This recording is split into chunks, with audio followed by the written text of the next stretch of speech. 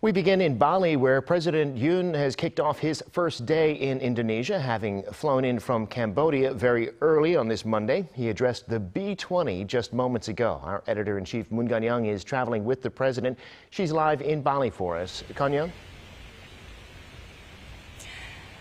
Right, Devin. The Group of 20 Leaders Summit kicks off tomorrow for its two-day run, but ahead of the main event, the B20, which is the business arm of the Group of 20 dialogue, is currently underway. Now, today, just a short while ago, President Yoon addressed that event, the B20, where he identified the multiple crises that we're facing today as one that's different from previous ones in that it was triggered by shocks on the supply side, and therefore the solution must come from the supply side as well. Listen in.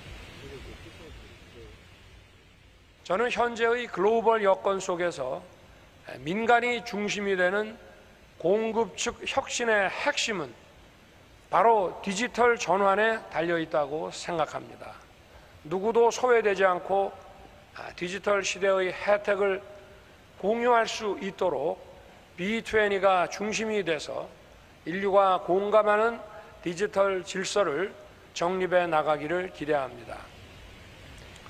Now, Connyoung, this is President Yoon's first day in Indonesia, but it's his fourth day on a six-day tour of Southeast Asia. What do we know about the agenda there for President Yoon in Bali? Right. The second leg of his six-day Southeast Asia tour is now here in Bali, and the key word is sales diplomacy, as quoted by his Senior Secretary for Economic Affairs. Sales diplomacy being President Yoon will spend the next 2 days engaging in various activities where he will diversify both in trade portfolio and economic portfolio, diversify the portfolio across all nations in Southeast Asia and not just in one country. Devin. Right, and Connyoung, before President Yoon left for Bali last night, he met with his U.S. and Japanese counterparts and issued a statement. President Yoon, President Biden, Prime Minister Kishida, they're highlighting a joint response against North Korea. Right. So all three leaders are here in Bali to attend the Group of 20 Leaders Summit. But before taking off from Cambodia, Phnom Penh, on the sidelines of the East Asia Summit, the three leaders did manage to issue a joint statement condemning North Korea and vowing a joint response in maintaining peace and stability in the Indo-Pacific region through a rules-based order. Listen in. A well-coordinated trilateral response complete with security, economic, and diplomatic components to North Korea's 7th nuclear test. Leaders of South Korea, U.S., and Japan met in Phnom Penh late Sunday afternoon to rally support in the face of increasingly brazen North Korean missile tests and a looming nuclear test, and a day before a high-stakes meeting between U.S. President Joe Biden and Chinese President Xi Jinping. 한미일 공조는 보편적 가치를 수호하고 한반도와 동북아의 평화 안정을 이루기 위한 강력한 보루입니다.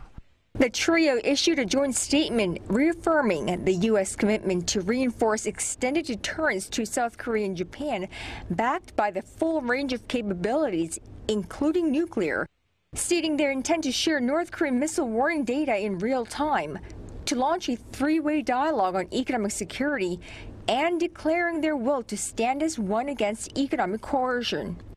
And we face real challenges, but our countries are more aligned than ever, more prepared to take on those challenges. North Korea's provocations, unprecedented in both their frequency and their manner, continue, and we assume that there could be more coming. I truly hope that our trilateral cooperation will be cemented further as we counter such challenges resolutely.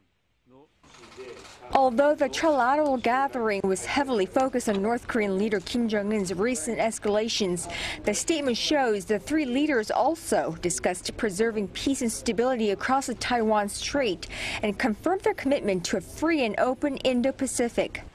This, coupled with President Yoon's announcement of South Korea's new Indo-Pacific strategy, which Seoul's top office says is largely in step with the U.S. version, observers say this may be the right time to sit down with the Chinese and find out their reaction.